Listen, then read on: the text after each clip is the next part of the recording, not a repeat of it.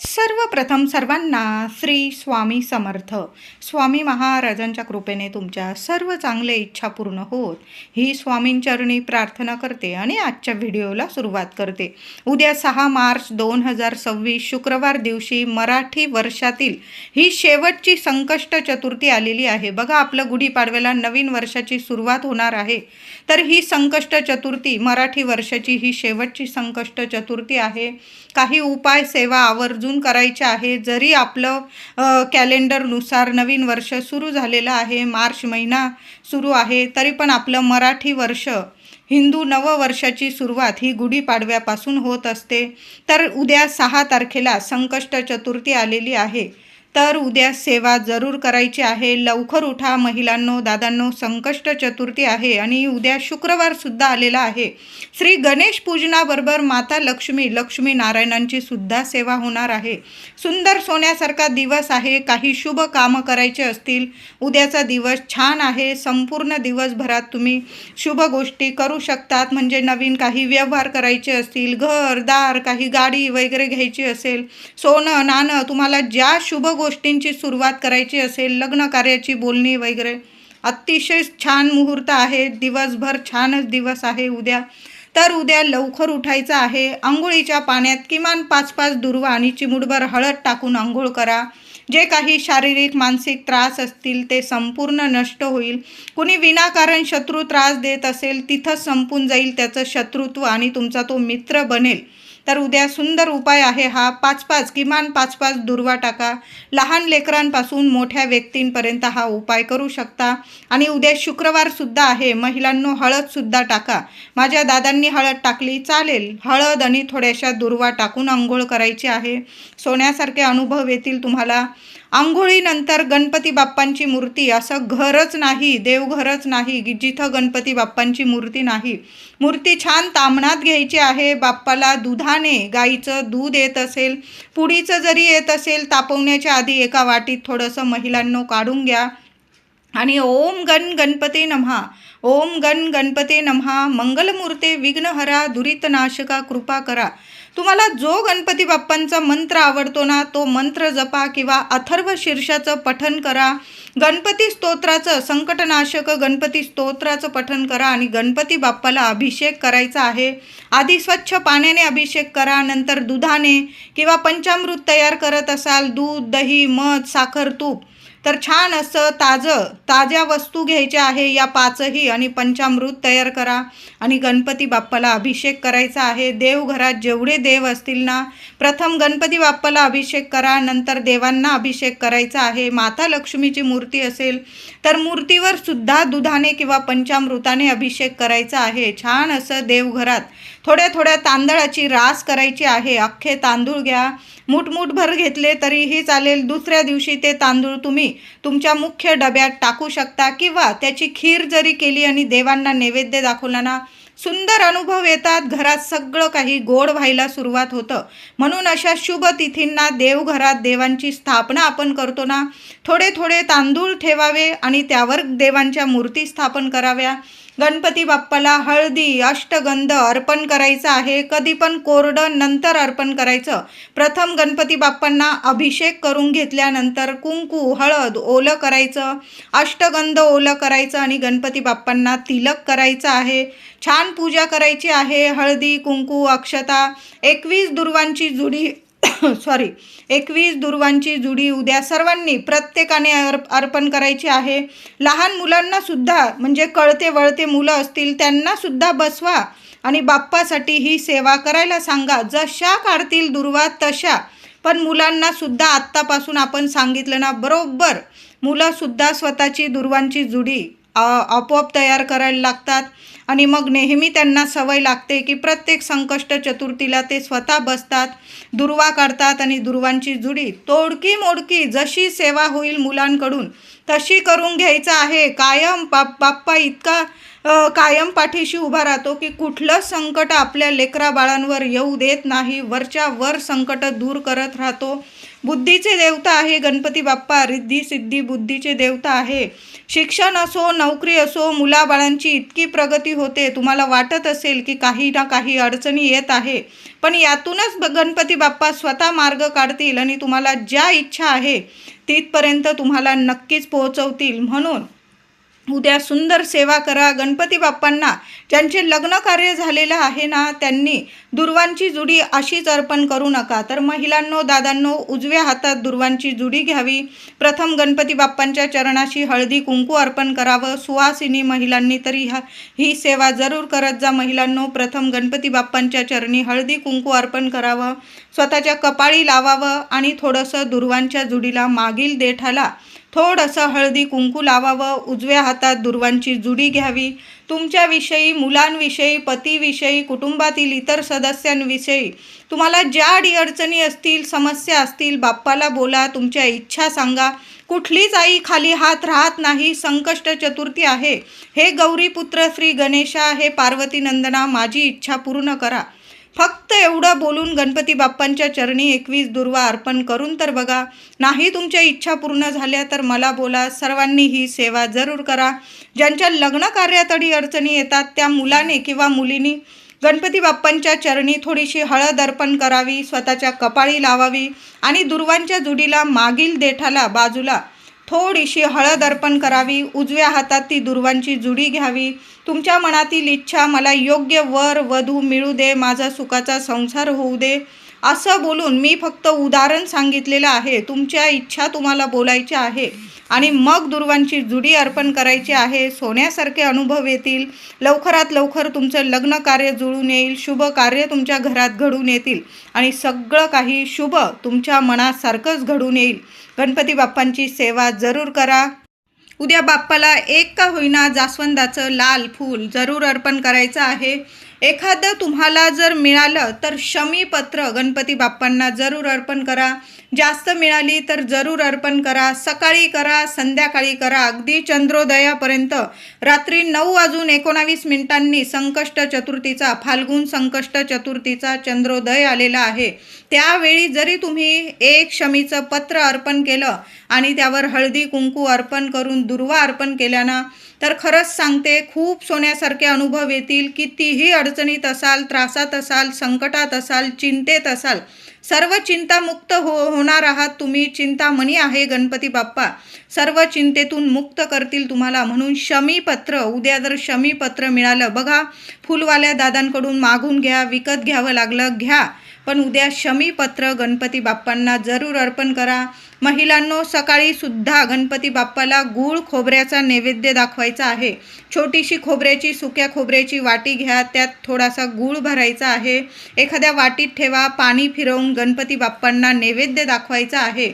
आणि त्याच खोबऱ्याचे, गूळ खोबऱ्याचे तुम्ही संध्याकाळी मोदक जरी बनवले ना तरीही चालेल, किंवा तो गूळ खोबऱ्याचा नैवेद्य तुम्ही घरामध्ये सर्वांनी खाऊन प्रसाद म्हणून खाल्ला चालेल. पण जेव्हा गणपती बाप्पांना तुम्ही मोदकांचा नैवेद्य दाखवाल, लाडूचा, पेढ्यांचा किंवा गूळ खोबऱ्याचा, त्यावर किमान 5 दुर्वा का होईना जरूर ठेवा. जसं आपण भगवान श्री हरी विष्णूंची सेवा करतो, नैवेद्य दाखवतो, त्यावर एक का होईना तुळशी पत्र ठेवतो, त्याचप्रमाणे गणपती बाप्पांना जेव्हा नैवेद्य दाखवाल ना, किमान 5 दुर्वा का होईना जरूर ठेवा. नाही एवढ्या 2 दुर्वा तर ठेवा आणि मग गणपती बाप्पाला नैवेद्य दाखवा. बघा, सगळं काही गोड होईल. गणपती बाप्पा आहे, साध्या सेवेने इतके प्रसन्न होतात आणि आपल्या लेकरांची झोळी भरभरून देतात. म्हणून ही सेवा जरूर करायची आहे. उद्या शुक्रवार सुद्धा आलेला आहे. महिलांनो, घरदार स्वच्छ करा. मुख्य उंबरठ्यावर सुद्धा स्वच्छ उंबरठा पुसून घ्या. हळदीचं लेपन करा. दार पुसायचं असेल, मुख्य दार पुसून घ्या. हळदी कुंकू ओलं करून छान असं स्वस्तिक काढा. आंब्याची डहाळी लावायची असेल दारावर, शुभ दिवस आहे. छान सर्व जे करता येईल ना ते जरूर करा या सेवा. त्याचबरोबर तुम्हाला उंबरठ्यावर एक वस्तू ठेवायची आहे. एक मातीची पंती घ्यायची आहे महिलांनो. त्यावर तुम्हाला थोड्याशा अक्षता, अख्खे तांदूळ ठेवायचे आहे. त्यावर एखादा सुक्या खोबऱ्याचा लहानसा तुकडा ठेवायचा आहे. तांदूळ ठेवा, त्यावर सुक्या खोबऱ्याचा तुकडा ठेवायचा आहे. त्यावर 2 कापराच्या वड्या ठेवा, 2 लवंग ठेवा. कळालं असेल माझ्या सर्व महिलांना. मातीची पंती घ्या, त्यात थोडेसे तांदूळ ठेवा, त्यावर थोडासा सुक्या खोबऱ्याचा तुकडा ठेवा, त्यात 2 कापराचे तुकडे ठेवा, त्यावर 2 लवंग ठेवा. दिवसभर तसंच राहू द्यायचं आहे तुम्हाला. एखाद्या कोपऱ्याला ठेवा म्हणजे कुणी पाय मारून देणार नाही. आणि संध्याकाळी दिवे लागणीच्या वेळीला किंवा थोडा उशीर झाला तुम्हाला तर संकष्ट चतुर्थीच्या चंद्रोदयाच्या आत तुम्हाला त्या वस्तू आपल्या मध्यभागी घ्यायच्या आहे. उंबरठ्याच्या येण्या जाण्याच्या मध्यभागी 2 मिनटं कुणाला ये जाय करू देऊ नका. आणि त्या वस्तू सर्व कापरासोबत तुम्हाला जाळून टाकायच्या आहे. सुंदर अनुभव येईल. घर भाड्याचं असो स्वतःचं असो हा उपाय जरूर करा.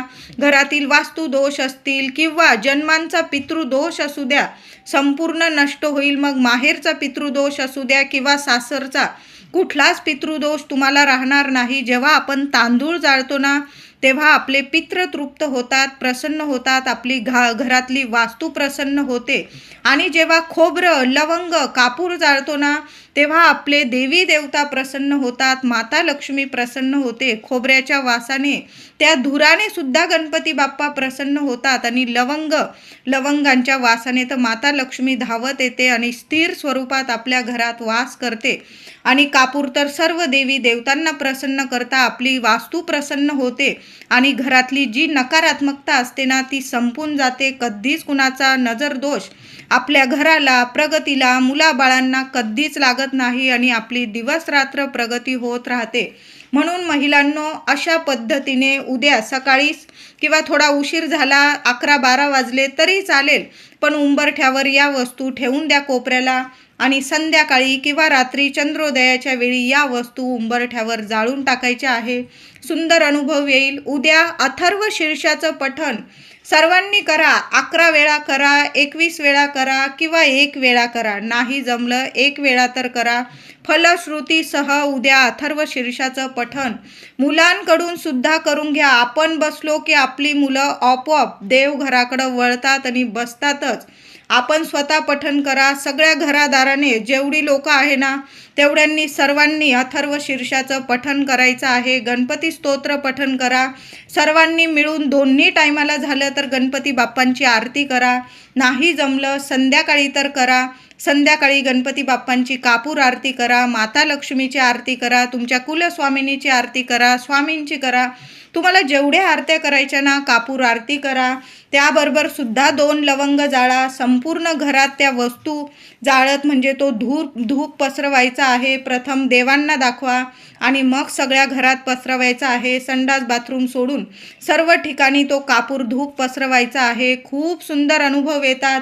घरातलं वातावरण इतकं सकारात्मक पवित्र बनतं की आपल्या घरातच आपल्याला इतकं पॉझिटिव्ह वाटायला लागतं की खूप खूप प्रगती व्हायला सुरुवात होते. म्हणून अशा पद्धतीने उद्या सेवा झालीच पाहिजे. उद्या महिलांनो मुख्य दाराशी सुद्धा एक संध्याकाळी दिवा लावायचा आहे. तुम्ही चौमुखी दिवा लावू शकता किंवा एकमुखी दिवा लावला चालेल. मातीची पंती जरी घेतली ना चालेल.